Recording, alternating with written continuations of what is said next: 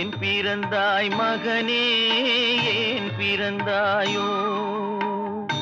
இல்லை ஒரு பிள்ளை என்று ஏங்குவோர் பலர் இருக்க, இங்கு வந்து ஏன் பிறந்தாய் செல்வ மகனே?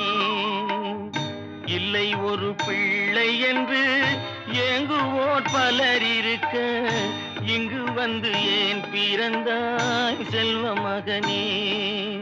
ஏன் பிறந்தாய் மகனே, ஏன் பிறந்தாயோ?